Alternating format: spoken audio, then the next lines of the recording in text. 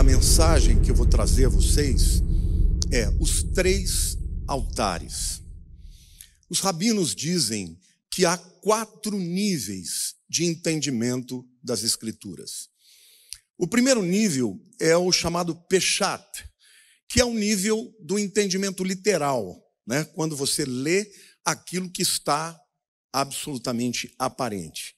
O segundo nível é o Remes, quando o estudante começa já a entender algumas alusões, os padrões, as filosofias por detrás do texto. O terceiro nível é o chamado Drash. E a Bíblia também, algumas vezes, ela se expressa através de parábolas, de símbolos, e o Drash, então, é o entendimento destes símbolos e destas metáforas. Mas o quarto nível, que é o chamado de Sod, que significa os segredos de Deus.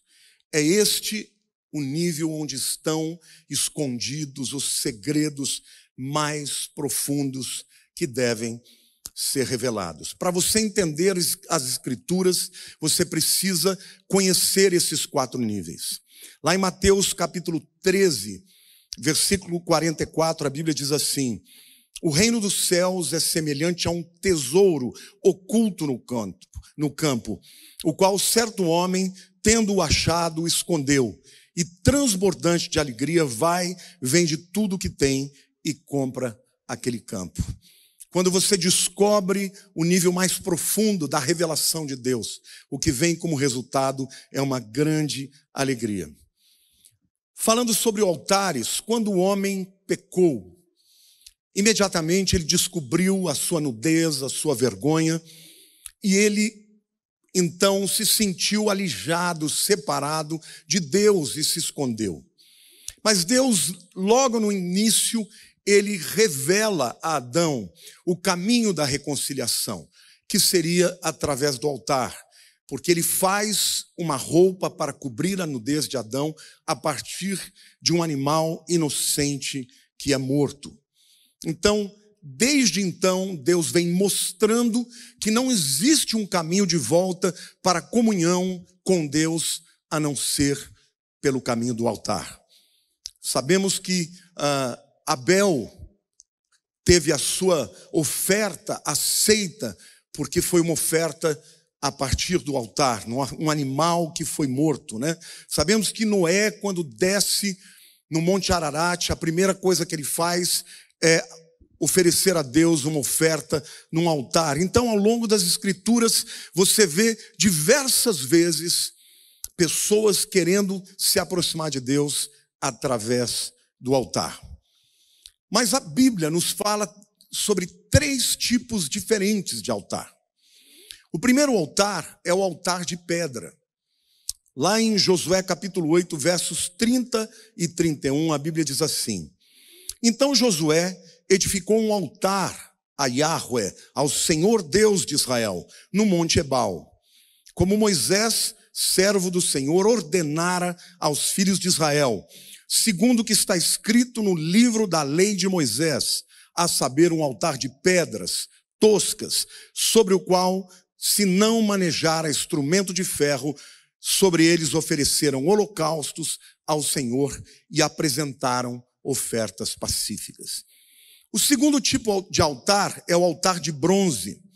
Em Êxodo capítulo 27, versos 1 e 2, a Bíblia diz assim: farás também um altar de madeira de acácia, de 5 côvados será o seu comprimento, e de 5 a largura, será quadrado o altar, e de 3 côvados a altura. Dos 4 cantos farás levantar-se 4 chifres, os quais formarão uma só peça com o altar, e o cobrirás de bronze. E o terceiro tipo de altar é o altar de ouro, também chamado de altar de incenso, lá em Êxodo capítulo 30, versos 1 a 5. Farás também um altar para queimares nele o incenso, de maneira de acácia o farás. Terá um côvado de comprimento e um de largura, será quadrado, e 2 de altura. Os chifres formarão uma só peça com ele, de ouro puro o cobrirás. a parte superior, as paredes ao redor e os chifres. E lhe farás uma bordadura de ouro ao redor. Também lhe farás 2 argolas de ouro debaixo da bordadura. De ambos os lados as farás. Nelas se meterão os varais para se levar ao altar. De madeira de acácia farás os varais e os cobrirás de ouro.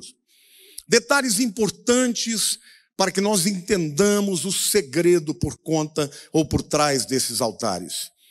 A palavra altar, no hebraico, misber, vem de uma raiz zabar, que significa matar, imolar, sacrificar.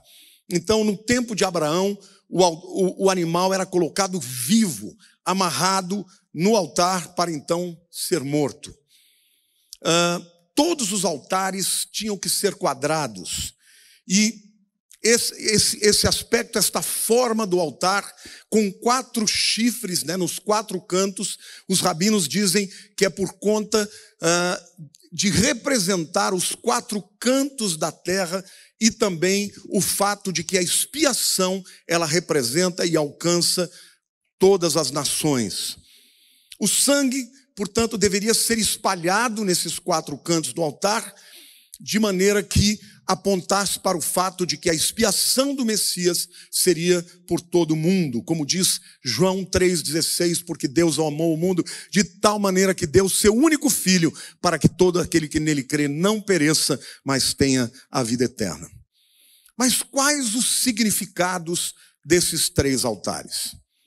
O altar de pedra, Deus ele dá uma orientação clara de que ele deveria ser de pedras toscas, sobre as quais não havia passado nenhum instrumento de ferro. Por que isso, irmãos? Porque na Bíblia, o ferro é um metal que representa a guerra, e o altar é um lugar de reconciliação. E, portanto, Deus ele não quer que haja neste altar de reconciliação nenhuma alusão para a guerra, porque ali é um lugar onde as guerras devem acabar. Mateus capítulo 5, versos 23 e 24, a Bíblia diz assim: se, pois, ao trazeres ao altar a tua oferta, ali te lembrares de que teu irmão tem alguma coisa contra ti, deixa perante o altar a tua oferta. Vai primeiro reconciliar-te com teu irmão e então, voltando, faze a tua oferta. Então nós vemos aqui claramente que o altar, o lugar de reconciliação com Deus, não pode ter nenhum empecilho, nada que se interponha ao homem a Deus, ou seja, um coração de guerra, de beligerância, de ressentimento. E Deus espera que antes de se fazer uma oferta de reconciliação, as pessoas primeiro se reconciliem com o irmão contra quem tem um problema, uma causa. Amém? O altar de bronze, ele representa o bronze nas escrituras. Se o ferro fala de guerra, bronze fala literalmente do lugar onde o holocausto era queimado. A palavra holocausto, né, do grego holos, todo, e kaustos é queimar, fala do sacrifício onde o animal era queimado por completo, não sobrava nada além de cinzas. E o altar ali do tabernáculo, a primeira mobília que o sacerdote encontrava quando passava pela porta, era um altar de bronze, e ali todos os sacrifícios queimados eram feitos, e portanto o altar de bronze aponta para o fato de que o verdadeiro holocausto, que é Jesus Cristo, o Cordeiro de Deus que tira o pecado do mundo, foi queimado completamente para que os nossos pecados pudessem ser perdoados. O terceiro tipo, o altar de ouro. O ouro nas escrituras representa a nobreza, a realeza. E o altar de ouro, diferente dos 2 primeiros, não era um altar de morte, onde os animais eram oferecidos. Era um altar de intercessão, onde o sacerdote usava ali 11 tipos diferentes de especiarias, e ali ele se postava dentro do lugar santo, no tabernáculo, para interceder a Deus pelo povo.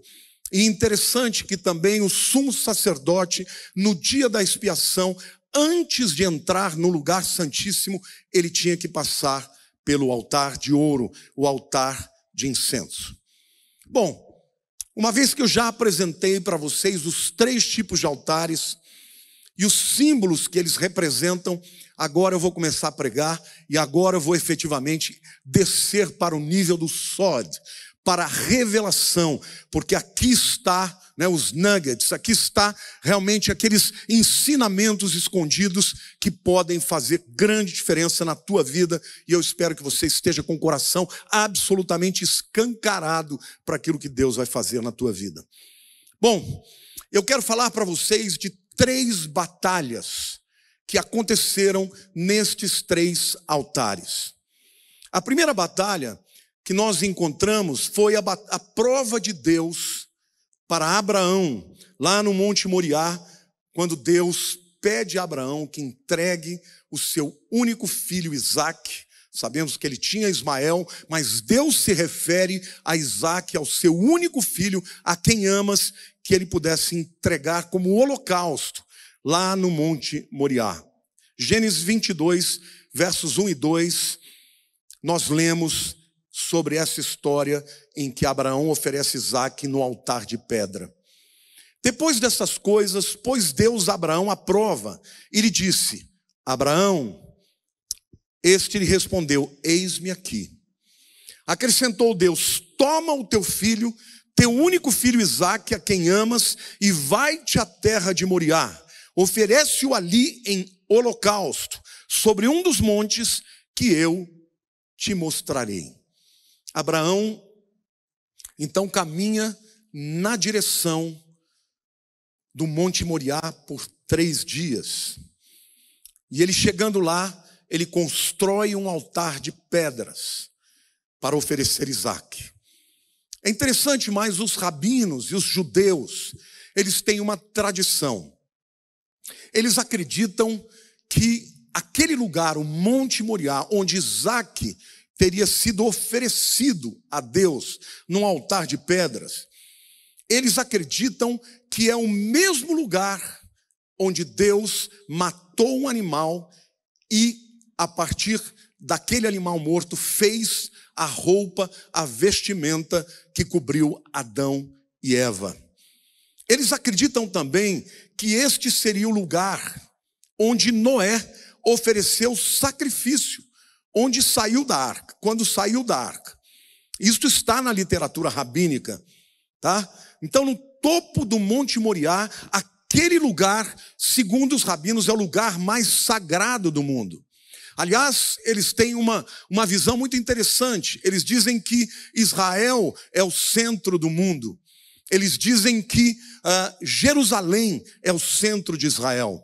Eles dizem que o Monte Moriá é o centro de Jerusalém. E eles dizem que aquela pedra sobre a qual Isaque foi postado é o centro do Monte Moriá. E, portanto, o centro de toda a terra, onde tudo começou e onde tudo terminará. Agora, o interessante é que por 3 dias Abraão caminhou de Beersheba até aquele lugar. Certamente, Isaque morreu no coração de Abraão, porque naquele momento em que ele recebe a ordem de Deus, todos os países circunstantes, todos os povos, as religiões, costumeiramente ofereciam os seus primogênitos.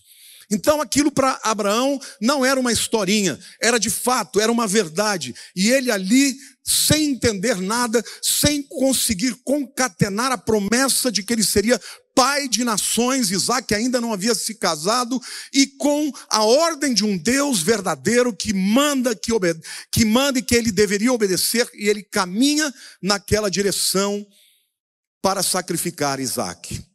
Mas é muito interessante porque ao pé do monte ele diz para os seus 2 servos: fiquem aqui porque eu e o moço iremos, adoraremos e voltaremos. Parece que algo aconteceu naquele lugar. E lá em João capítulo 8, 56, Jesus se referindo a Abraão, diz assim: Abraão, vosso pai, alegrou-se por ver o meu dia, viu e regozijou-se.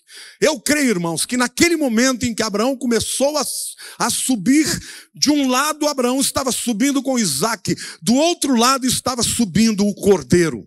Aquele animal, né, o carneiro, em plena forma, que estaria ali amarrado pelo chifre no arbusto.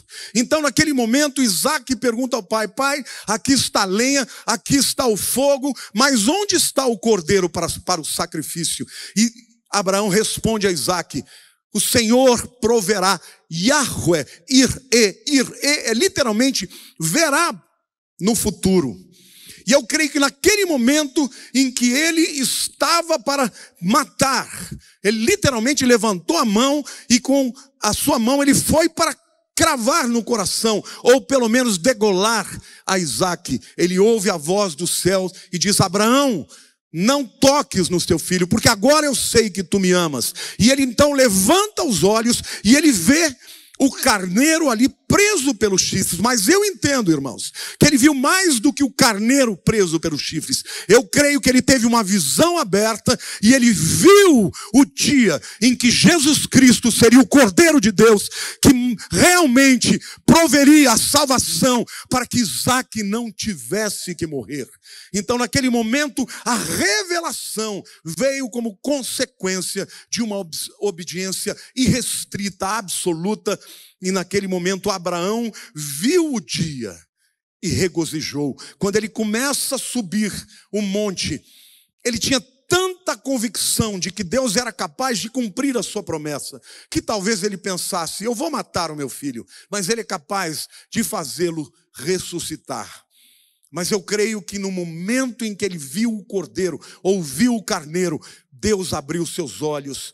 E como Jesus diz a respeito dele: Abraão, vosso pai, alegrou-se por ver o meu dia, viu e regozijou-se. Mas, queridos, houve uma grande luta, mas na entrega a Deus, Deus lhe deu vitória. O carneiro preso pelo chifre era a provisão para Abraão oferecer o sacrifício a Deus. O segundo relato, em um segundo tipo de altar, é o relato que acontece lá em Zacarias capítulo 3. Nós vamos ler os 7 primeiros versos que dizem o seguinte: Deus me mostrou o sumo sacerdote Josué. Este Josué aqui não é o Josué que entrou na terra prometida. Aqui é o povo voltando junto com Zorobabel e com Josué após os 70 anos na Babilônia. E o texto diz: Deus me mostrou o sumo sacerdote Josué, o qual estava diante do anjo do Senhor, e Satanás estava à mão direita dele, para se lhe opor. Mas o Senhor disse a Satanás: o Senhor te repreenda. Ó Satanás, sim, o Senhor que escolheu a Jerusalém te repreende. Não é este um tição tirado do fogo? Ora, Josué, trajado de vestes sujas, estava diante do anjo. Tomou este a palavra e disse aos que estavam diante dele: tirai-lhe as vestes sujas. A Josué disse: eis que te tenho feito que passe de ti a tua iniquidade, e te vestirei de finos trajes. E disse eu: ponham-lhe um turbante limpo sobre a cabeça. Puseram-lhe, pois, sobre a cabeça um turbante limpo e o vestiram com trajes próprios. E o anjo do Senhor estava ali. Protestou a Josué e disse: assim diz o Senhor dos exércitos: se andares nos meus caminhos e observares os meus preceitos, também tu julgarás a minha casa e guardarás os meus átrios, e te darei livre acesso entre estes que aqui se encontram. Queridos, Josué, o sacerdote, veio juntamente com Zorobabel, com aproximadamente 56 mil judeus que vieram do exílio babilônico. E ali ele está diante de um altar de bronze para oferecer um sacrifício em oferta a Deus de gratidão pelo livramento, pelo retorno à terra prometida. Mas naquele momento em que ele vai ofertar, ele ainda não tinha feito os rituais de purificação. Ele estava ainda imundo, espiritualmente falando, cerimonialmente falando. E no momento em que ele vai oferecer o sacrifício, aparece Satanás no lugar direito, à direita do altar, acusando ele, dizendo: você não está cerimonialmente limpo, você não pode fazer esse sacrifício. Mas ao mesmo tempo que aparece Satanás, aparece o anjo do Senhor. E a gente sabe que nas escrituras o termo anjo do Senhor é uma cristofania, é a presença do próprio Senhor Jesus ali, que repreende a Satanás e depois dá ordem para que Josué receba vestes novas, um turbante na cabeça, para que ele esteja limpo para ofertar a Deus o sacrifício. E Deus então, Jesus fala para ele, o anjo do Senhor diz: Josué, se você andar na minha palavra, nos meus caminhos, eu te darei autoridade para estar conduzindo este povo. Então aqui nós temos uma segunda batalha. É a batalha de um servo de Deus contra Satanás, de um servo de Deus que se sente impuro para realizar o seu chamado, a sua obra, o seu chamamento, a sua missão. Mas do mesmo jeito que aparece Satanás, e o lugar direito, irmãos, nas escrituras, e especialmente entre os judeus, é o lugar de autoridade. Portanto, Satanás se sentia no direito de acusar, porque ele estava apontando para um fato e para uma verdade de que Josué não estava limpo para estar apresentando ali o sacrifício. Mas aparece juntamente com ele o anjo do Senhor, que repreende a Satanás, porque ele tinha autoridade, ele tem autoridade, e o anjo do Senhor é Jesus Cristo. Então eu quero dizer para você, meu querido, muitas vezes Satanás se levantará como acusador para dizer que você não tem vida, que não tem autoridade, que não tem moral para estar fazendo a obra do Senhor, cumprindo o seu chamado. E é o mesmo anjo do Senhor que hoje não é mais chamado nas escrituras de anjo do Senhor, porque ele foi revelado no Novo Testamento como Jesus, o Senhor dos senhores. É o mesmo Senhor quem nos ajuda, quem nos dá a direção e quem repreende a Satanás. É interessante porque o arcanjo Miguel, o maior de todos os arcanjos, quando foi lutar pelo corpo de Moisés, a Bíblia diz em Judas que ele não ousou, acusar Satanás com a sua própria autoridade. Ele disse: o Senhor te repreenda. Mas aqui não, aqui é o anjo do Senhor, aqui é o Senhor Jesus, aquele que tem autoridade sobre todos, e ele repreende no seu próprio nome a Satanás, e Satanás tem que recuar para que Josué possa fazer aquilo para o qual ele tinha sido destinado. Então, meus queridos, eu quero que você entenda uma coisa. Nós, por mais que sejamos puros, por mais que queiramos merecer o direito de fazer a obra de Deus, nós só podemos estar absolutamente limpos se nós estivermos revestidos da justificação de Cristo. Porque caso contrário, nenhum de nós terá autoridade para enfrentar o acusador nas suas próprias obras e na sua própria justiça. Então, esta luta, portanto, representa a luta de um homem de Deus que ministra no altar e que é acusado por Satanás de estar impuro. A terceira luta, meus queridos, acontece ali no altar de ouro. E está lá no livro de Lucas, capítulo 1, versos 8 a 20. Ora, aconteceu que, exercendo ele diante de Deus o sacerdócio, na ordem de seu turno, coube-lhe por sorte, segundo o costume sacerdotal, entrar no santuário do Senhor para queimar o incenso. E durante esse tempo, toda a multidão do povo permanecia da parte de fora orando. E eis que lhe apareceu um anjo do Senhor. Esse não é o anjo do Senhor, é um anjo do Senhor. No caso aqui, Gabriel, em pé à direita do altar de incenso. Vendo Zacarias, turbou-se e apoderou-se dele o temor. Disse-lhe, pois, um anjo: Zacarias, não temas, porque a tua oração foi ouvida. E Isabel, tua mulher, te dará à luz um filho, a quem darás o nome de Johannes, João. Em ti haverá prazer e alegria, e muitos se regozijarão com o seu nascimento, pois ele será grande diante do Senhor. Não beberá vinho, nem bebida forte, e será cheio do Espírito Santo, já do ventre materno. E ele converterá muitos dos filhos de Israel ao Senhor, seu Deus. Ele irá adiante do Senhor no espírito e no poder de Elias, para converter o coração dos pais aos filhos, converter os desobedientes à prudência dos justos e habilitar para o Senhor um povo preparado. Então perguntou Zacarias ao anjo: como saberei isto? Pois eu sou velho e minha mulher avança em dias. Respondeu-lhe o anjo: eu sou Gabriel, que assisto diante de Deus, e fui enviado para falar-te e trazer-te estas boas novas. Todavia, ficarás mudo e não poderás falar até o dia em que estas coisas venham a realizar-se, porquanto não acreditaste nas minhas palavras, as quais a seu tempo se cumprirão.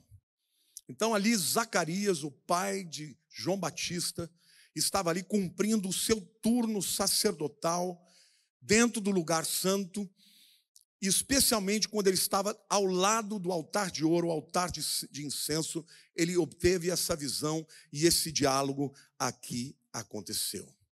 Mas é interessante que ao invés dele se alegrar com a visão de um anjo do Senhor, lhe dizendo que algo extraordinário ia acontecer, o nascimento de um filho, já que ele e a sua esposa já eram muito velhos, ele duvidou, ele questionou, e como resultado disso, ele ficou mudo até o nascimento de João Batista. Queridos, aqui eu vou começar a aplicar esta mensagem. O altar de pedra representa um sacrifício pessoal.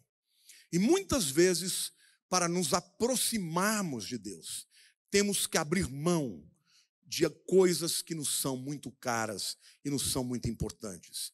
Algumas vezes Deus pede que façamos coisas que não fazem sentido. Exatamente como ele pediu a Abraão.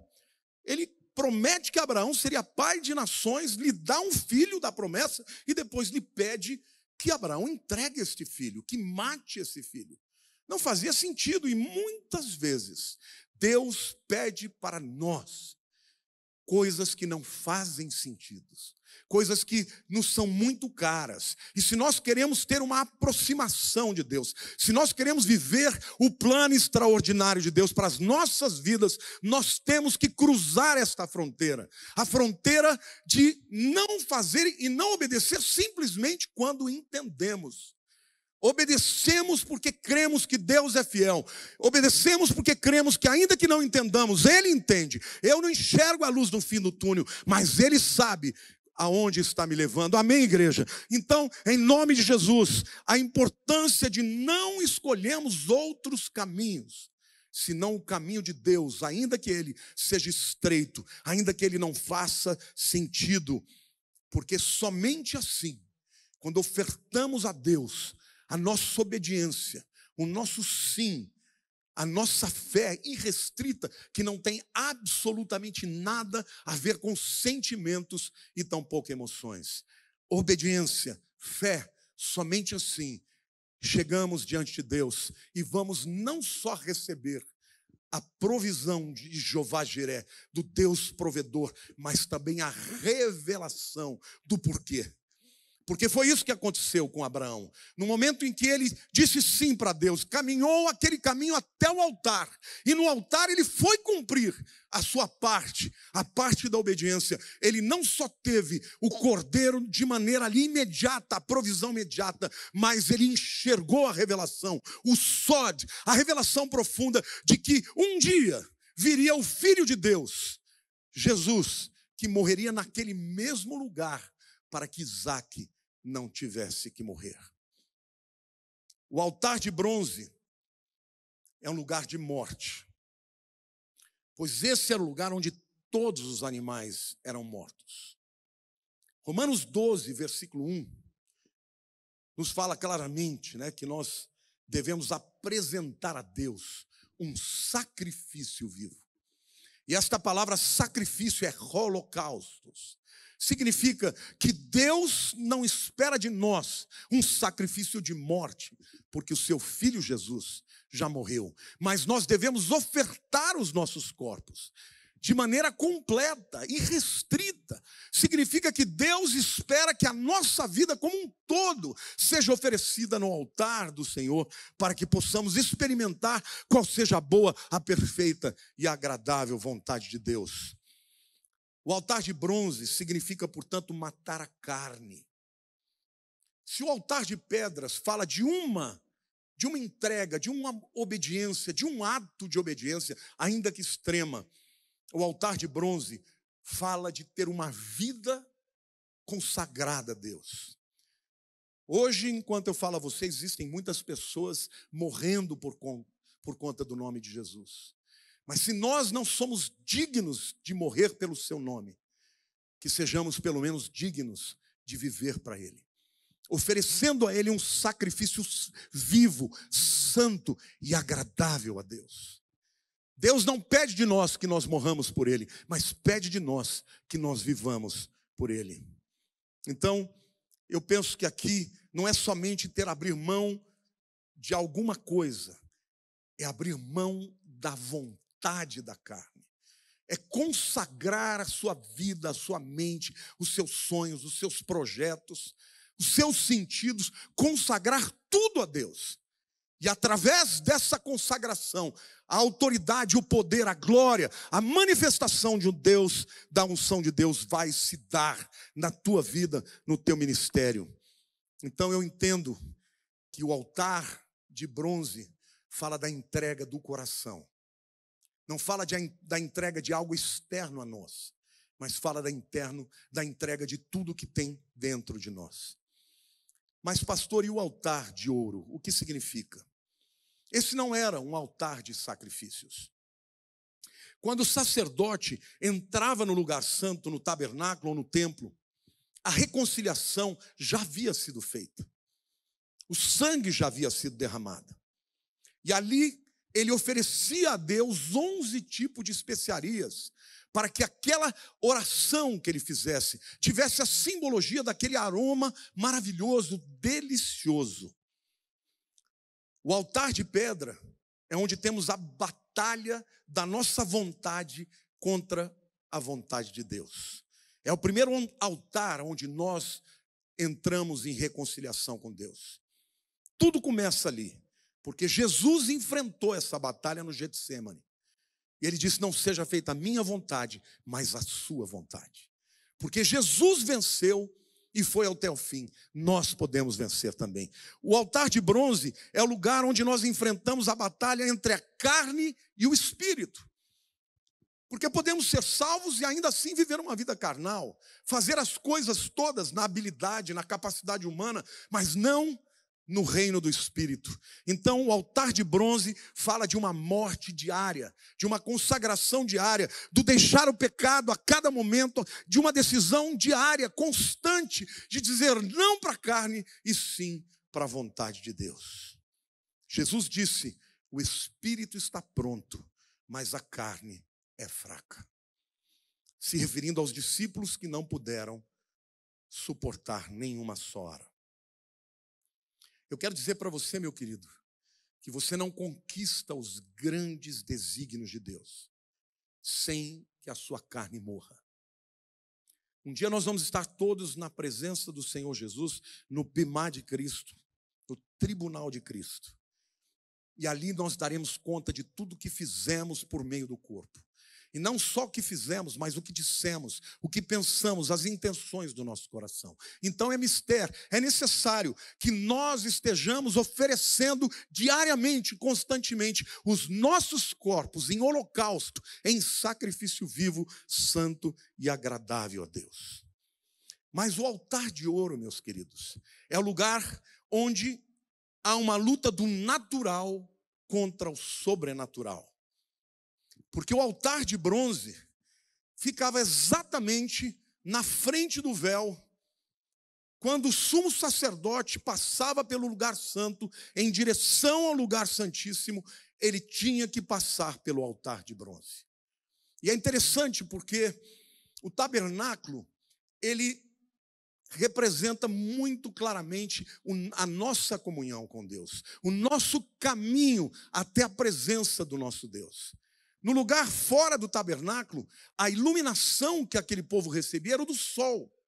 E, portanto, fala da luz natural, fala da revelação universal, da revelação natural que é boa tanto para ímpios quanto para os crentes. Mas quando o sacerdote entrava no lugar santo, onde estava à sua esquerda a menorá, à direita a mesa dos pães da proposição e adiante de si o altar de incenso, ali a luz que iluminava aquele lugar era a luz da menorá. E a luz da menorá representa Jesus, mas representa também a sua palavra. Mas quando o sumo sacerdote entrava no Santos dos Santos, ali não havia nenhuma luz, e tampouco havia luz da menorá. Mas, pastor, como é que ele conseguia, então, operar e fazer tudo aquilo que ele tinha que fazer, inclusive espiar no propiciatório, no dia da expiação? Através da Shekinah, da glória de Deus. O que iluminava o lugar santíssimo, o Santos dos Santos, era a glória de Deus. Então, meus irmãos, eu quero dizer para vocês que o altar de incenso é o lugar de passagem entre uma visão natural a uma visão sobrenatural. A razão por que Zacarias ficou mudo até o nascimento de João o Batista é porque ele não entendeu que aquela era uma oportunidade para ele saltar de uma visão natural de um homem que era justo, um homem fiel a Deus, que cumpria todos os seus propósitos, porém, Deus estava querendo levar Zacarias para um outro nível de relacionamento com Deus. E é interessante porque o seu nome significa Zahariah.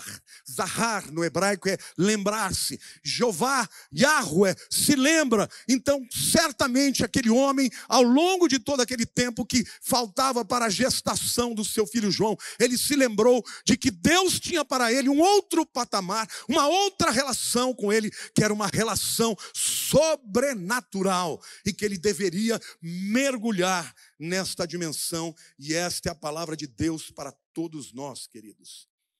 Então, eu quero terminar a minha palavra lembrando a todos vocês que há pessoas verdadeiramente cristãs, piedosas, homens que estudam a palavra, que amam a palavra, mas adoram a Deus somente intelectualmente. Nunca rompem a barreira do mundo natural. Tem uma dificuldade extraordinária de entender que este Deus é um Deus sobrenatural, que é um Deus que quer trazer para o natural o sobrenatural. Então esta é uma batalha que eu e você recebemos na minha própria história. Eu me lembro, no início da minha vida cristã, eu tinha tantas, mas tantas experiências sobrenaturais, de curas, de milagres, de visão aberta. E muitas vezes, depois de começar a estudar as Escrituras, a estudar todos os saberes, a filosofia dos homens, muitas vezes, quando eu tenho que crer no sobrenatural, eu tenho que matar a minha carne, tenho que me humilhar na presença de Deus e dizer: Senhor, não estou conseguindo, me ajuda, eu preciso de Ti. Mas eu digo para vocês uma palavra, queridos: nunca, ainda que eu não consiga crer em alguns momentos, jamais sairá da minha boca uma palavra para justificar a minha incapacidade de mergulhar no mundo sobrenatural, trazendo uma teologia que se adeque ao mundo natural. Eu quero dizer para vocês, queridos, que o dia que Jesus morreu, o véu do templo foi rasgado de cima a baixo. E a Bíblia diz que foi aberto um novo e vivo caminho até o lugar santíssimo, até o altar mais profundo. E este véu que foi rasgado é o corpo de Jesus, que morreu naquela cruz. Então eu quero declarar para você que nós podemos ter vitória nestes 3 níveis de batalha.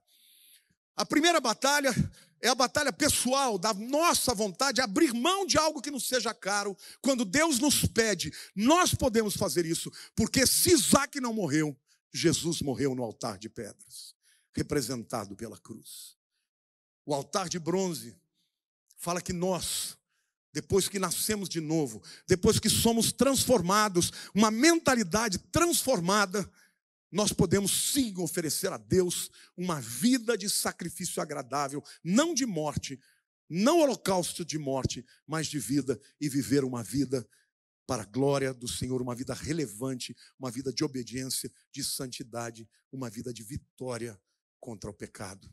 E não se esqueçam, toda vez que pecar, nós temos diante do Pai um intercessor, um advogado, Jesus, o justo, intercedendo por nós, da mesma maneira que ele esteve lá no altar de bronze, repreendendo Satanás e profetizando sobre a vida de Josué, que ele seria um tição, arrancado do altar para ser um homem de Deus, relevante no seu tempo. Então, meu querido, não importa qual seja o seu nível de responsabilidade, sempre que houver um pecado, confesse a Jesus e creia e receba tudo aquilo que ele já fez. Por quê?